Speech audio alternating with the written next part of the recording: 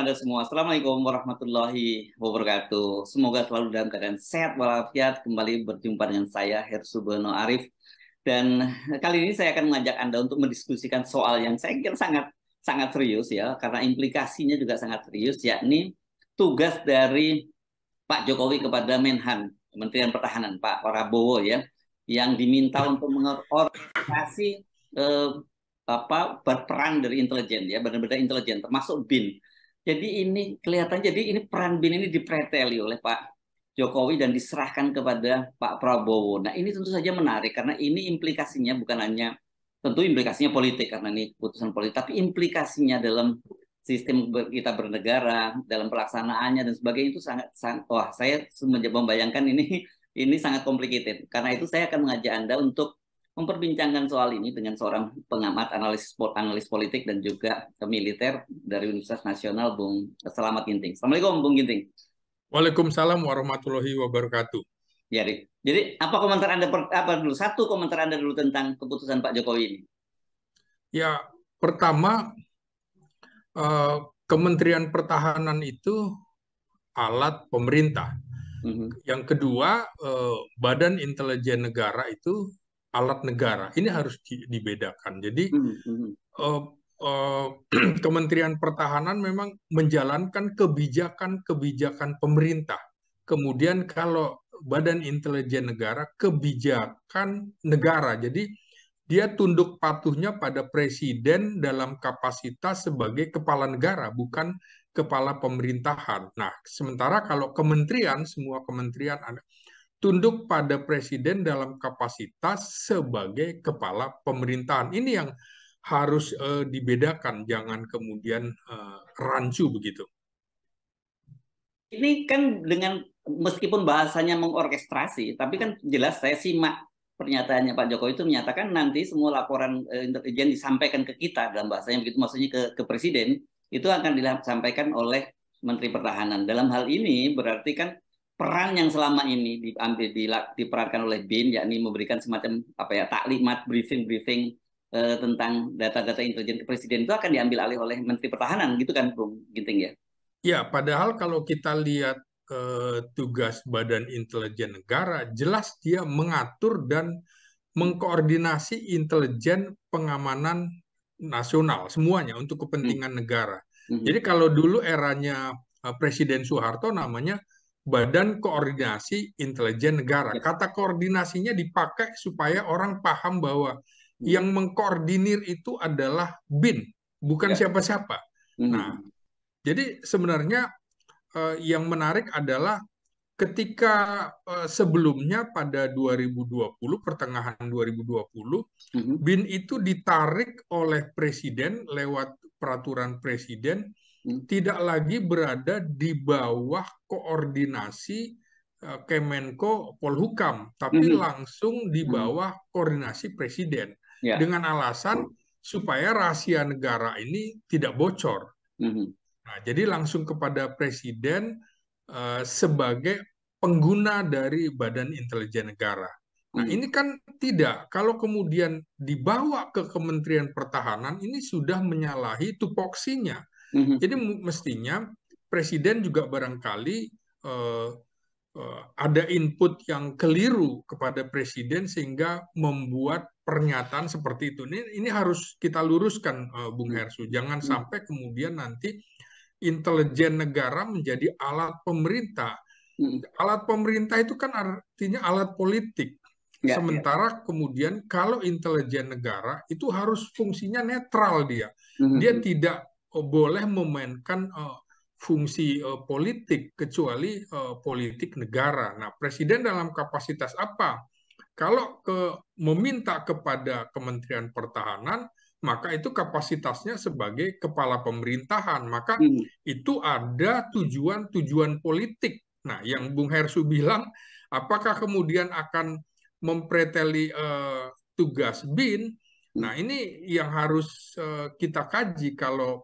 Kalau kajian politik tentu membahasnya dari bahwa ada kemungkinan pertarungan politik di situ.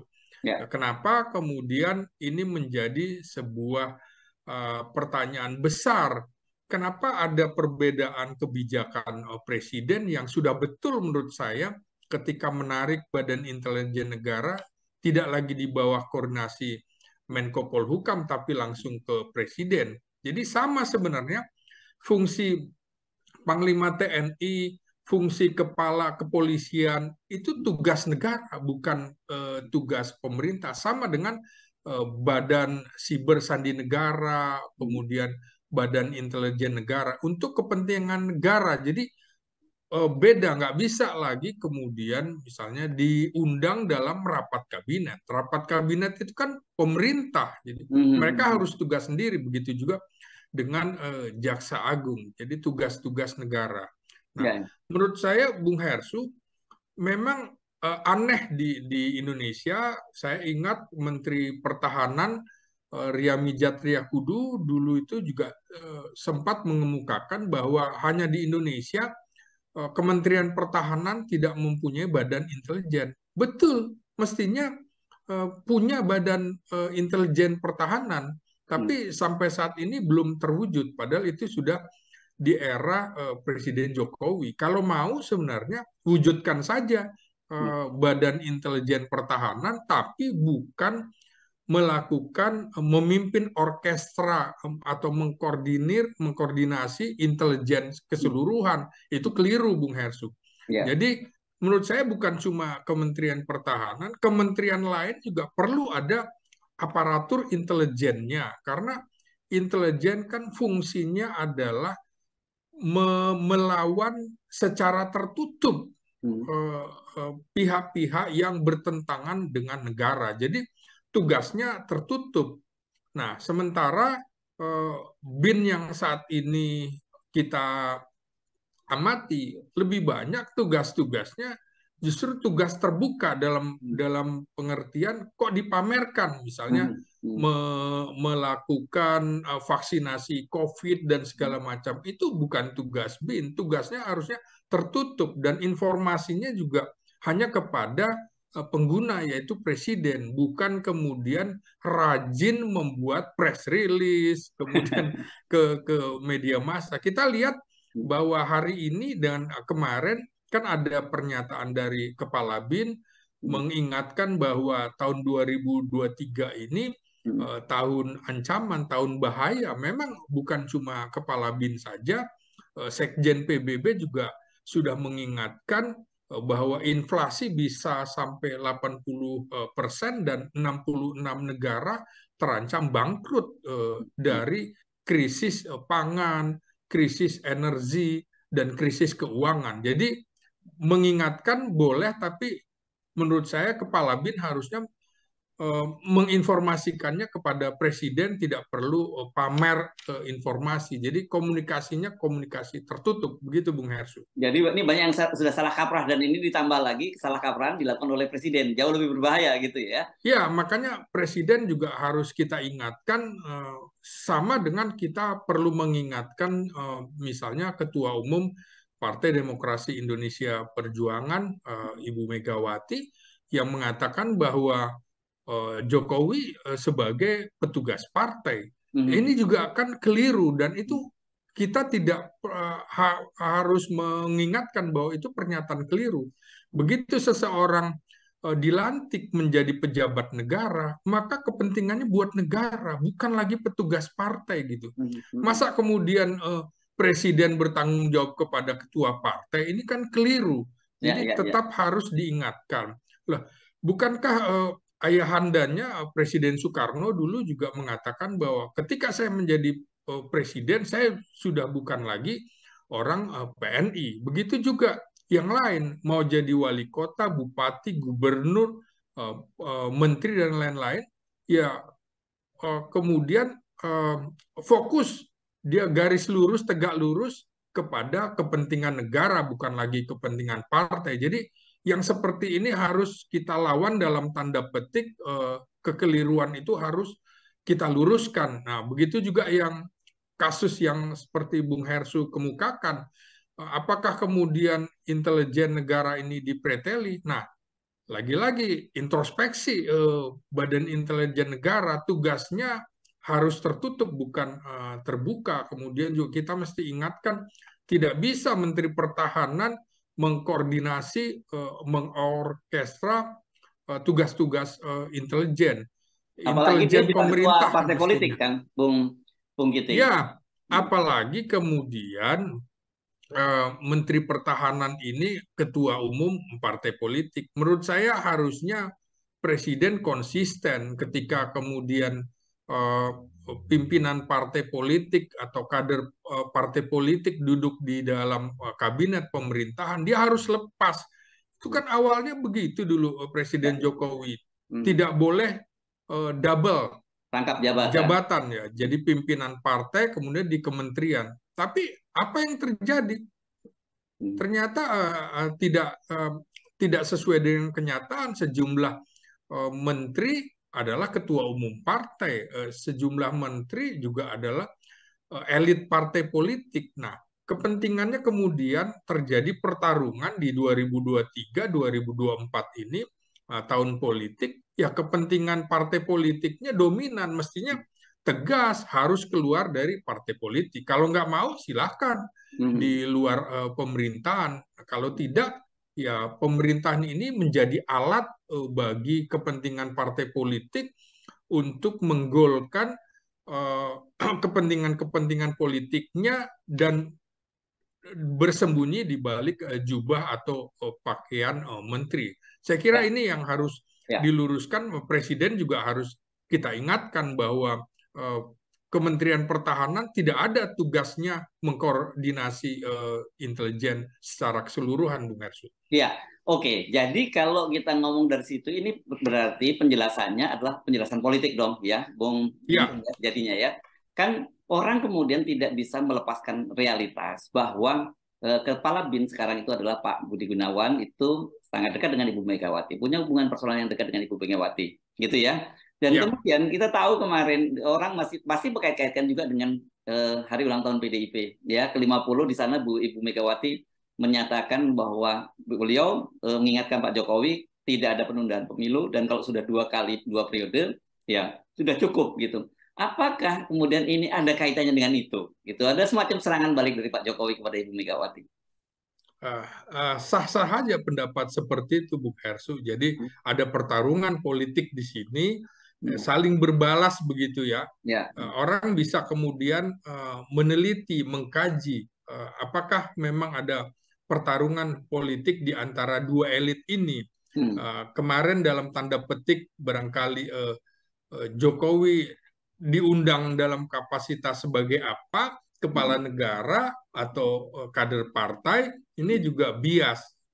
Kalau kemudian misalnya Ganjar Pranowo juga posisi duduknya seperti apa, misalnya Hmm. dia posisi sebagai gubernur atau sebagai kader partai, kan posisinya juga ternyata posisi duduknya di belakang, Bung Hersu. Hmm. Tidak menggambarkan dia menjadi pejabat negara, dalam hal ini Gubernur Jawa Tengah. Jadi memang ada pertarungan-pertarungan politik menjelang pengumuman calon presiden dan calon wakil presiden pada November nanti, dan kemarin juga diungkapkan bahwa akan ada pertemuan besar pada 1 Juni yang disebut sebagai bulannya Soekarno. Hmm. Padahal ini juga bulannya Soeharto, Bung Hersu. Jadi Ya, ya, karena sama-sama kelahiran ya. Juni begitu, yang satu Sama-sama Gemini ya. 1900, ya 19 Soekarno 1901, Soeharto 1921. Nah, jadi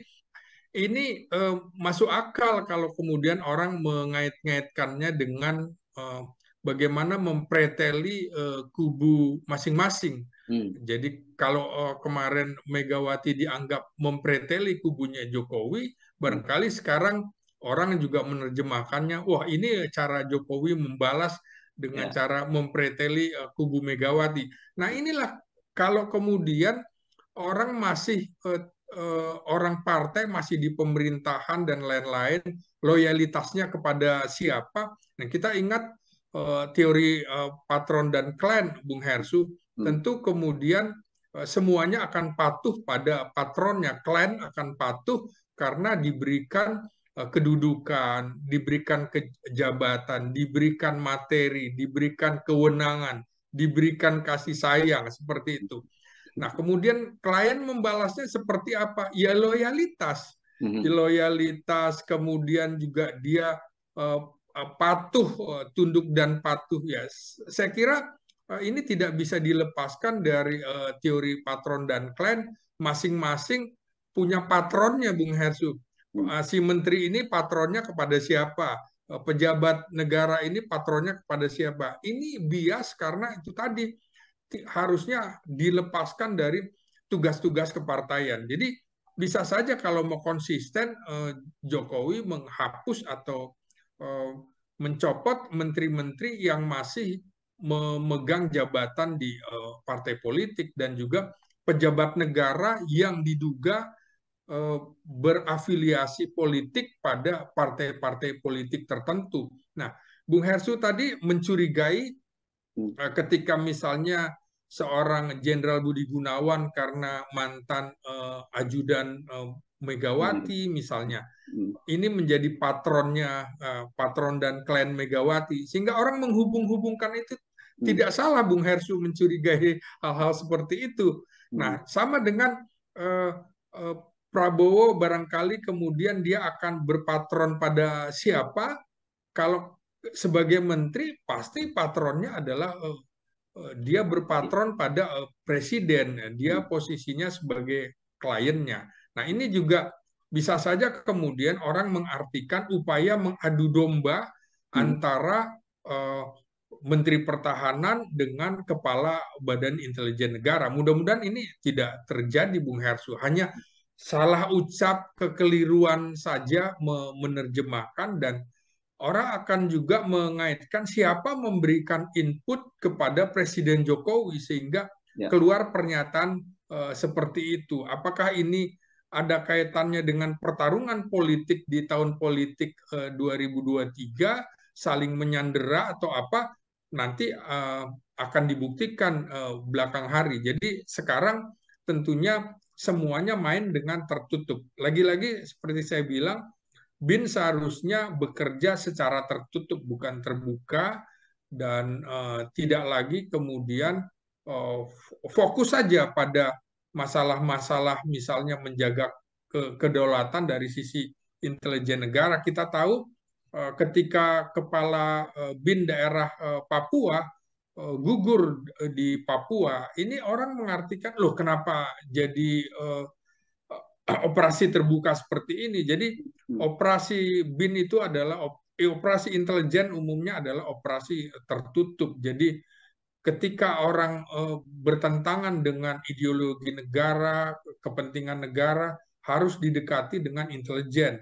Tapi kemudian kalau sudah menyatu, maka didekati dengan fungsi binter TNI. Nah, seperti itu, Bung Hersu. Ya, ya, ya. Ini memang sangat menarik juga karena ini langsung diucapkan oleh Presiden, Bung Ginting. Ini bukan sebuah polisi. Ini langsung diucapkan oleh Presiden setelah rapim di Kemenhan, dan kemudian ada pertemuan empat mata bersama dengan Pak di ruang Pak Prabowo, dan kemudian Pak Jokowi menyampaikan itu kepada wartawan. Kan jadi kelihatannya kalau dengan statement itu kan berarti juga nuansa politik. Dia memberikan sinyal kepada publik gitu.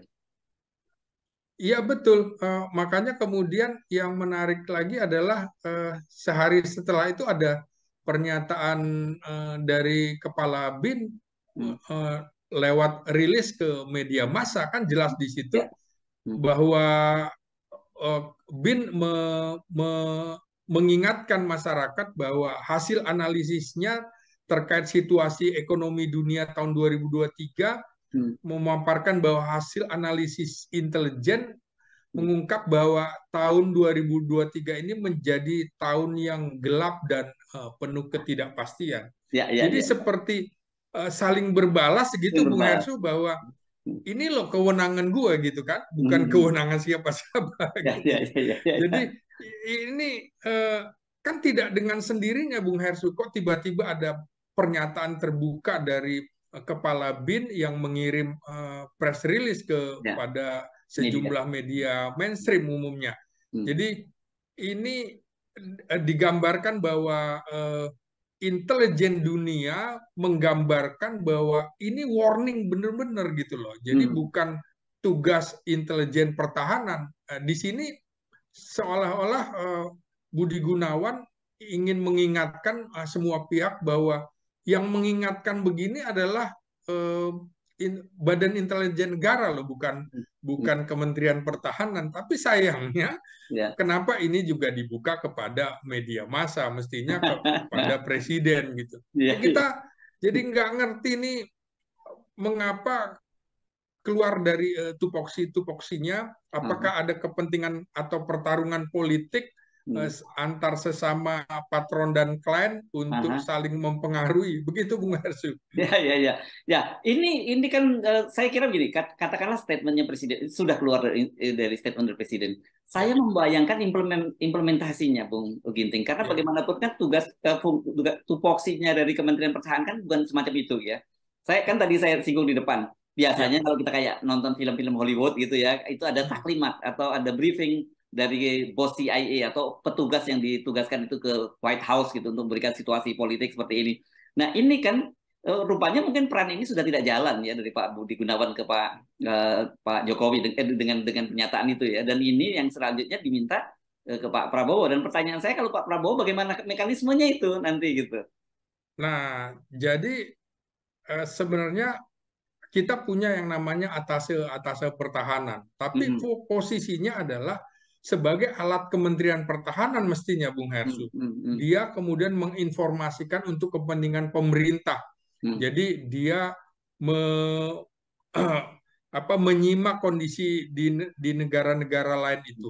Nah, persoalan ini tadi, kalau kemudian Bung Hersu mengatakan jangan-jangan Presiden Jokowi itu membuat penilaian kepala BIN yang saat ini tidak seperti harapan dia, sehingga harapan itu ditambatkan kepada Menteri Pertahanan Prabowo. Nah, mestinya kalau memang dianggap tidak performan atau sesuai dengan parameter penilaian presiden, ya ganti saja kepala Badan Intelijen Negara.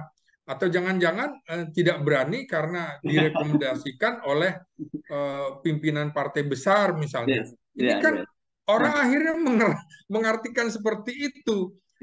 Boleh misalnya yang lain diganti, tapi yang posisi ini nggak boleh diganti. Nah, itu kembali lagi tadi Bung Hersu, bahwa ada pernyataan petugas partai begitu. Lu jangan macam-macam, lu cuma petugas partai, kan kira-kira begitu.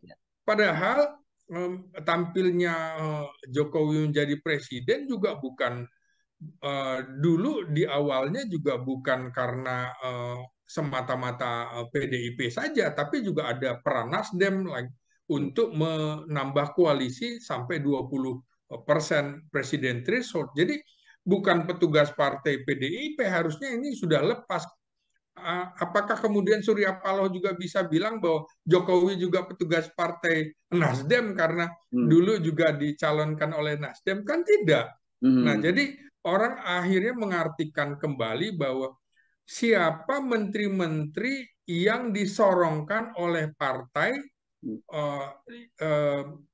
yang kemudian patronnya adalah kepada ketua umum partai. Makanya seperti saya bilang, harusnya tegas, harus pakai garis merah bahwa ini tidak ada kaitannya lagi dengan partai politik, apalagi Jenderal Budi Gunawan ini kan profesional dalam pengertian jenderal polisi, bukan kader partai. Maka orang akhirnya mengartikan lagi, membalikkan lagi peristiwa 2014 ketika kemudian beberapa perwira aktif polisi misalnya diduga ikut menyorongkan, ikut jadi tim sukses presiden, calon presiden. Ini akhirnya saling buka lagi, Bung Hersu. Dari kubu ini membuka, dari kubu ini membuka. Itulah lagi-lagi kepentingan politik yang tidak pernah ada habis-habisnya dan kepentingan selalu berganti-gantian begitu, Bung Hersu. Nah, pertanyaannya tadi, siapa yang menginput memberikan informasi kepada presiden untuk menggagas orkestra intelijen di bawah Kementerian Pertahanan. Itu yang harus kita cari juga, Bung Ya, ya. Hersu. Nah, kalau gitu kita flashback ke belakang ya, bahwa ini masuknya Pak Prabowo ke kabinet itu juga tidak lepas dari operasi intelijennya Jenderal Budi Gunawan ya. Kan ada, ingat Persis, Bung Hersu. waktu pertemuan di mana, di Lebak Bulus ya, dari naik MRT Iya, Lebak iya, Bulus, itu iya. kelihatan sekali peran Jenderal Budi Gunawan di situ ya. Ya, jadi memang menurut kepentingan politik gitu ya, Ya. untuk stabilitas nasional akan lebih bagus karena suaranya kan tidak terlalu jauh dari awal 6% Pilpres periode pertamanya, yang Pilpres periode kedua Jokowi beda sekitar 9%. Maka kemudian barangkali seperti juga pernyataan Prabowo, akan lebih baik semuanya masuk di dalam pemerintahan untuk kepentingan bangsa dan negara. Padahal kalau di dalam politik itu harusnya tidak usah malu. Ketika kalah ya jadi oposisi gitu ya, Ada bukan check and balance kemudian jadinya ya. masuk dalam pemerintahan. Di sini memang peran intelijen yang dilakukan oleh Budi Gunawan menyatukan Jokowi dengan Prabowo dianggap sebagai poin besar Ya. Budi Gunawan saat itu. Maka kemudian saat ini barangkali Presiden enggan juga menegur yang bersangkutan dan lain-lain. Itu terjemahannya. Silakan saja orang membuat persepsi, tapi kalau kaitannya dengan hukum tata negara, bicara tupoksi. Kalau bicara dari politik, maka ini adalah kontestasi. Ada pertarungan politik di balik pernyataan Presiden, di balik pernyataan Ketua Umum PDIP Megawati, dan di balik pernyataan dari Kepala BIN yang kemarin membuat rilis. Begitu, Bung Hersu. Jadi balas-balas pantun politik. Berbalas Begitu, ya. pantun ya. Menarik. Jadi menarik kita cermati. Ini kan baru statement dari Presiden. Apakah kan harusnya kemudian turunannya itu kan berkaitan dengan ada undang-undang, ada perpres yang mengatur itu kan, tidak bisa langsung hanya ucapan Presiden kemudian tiba-tiba berubah semuanya kan, Bung Ginting? Ya, makanya kemudian apakah perpres yang dulu akan dicabut oleh Presiden ketika kemudian BIN tidak lagi di bawah Kemenko Polhukam, apakah itu akan dicabut? Kita tunggu saja. Karena Presiden juga mengeluarkan peraturan Presiden nomor 73 tahun 2020. Jadi umurnya kan belum sampai 3 tahun, baru 2,5 tahun. Apakah ada perubahan? Karena Perpres itu kan dikeluarkan pada pertengahan 2020. Jadi alasannya adalah supaya tidak bocor informasi BIN kalau ikut dalam rapat-rapat,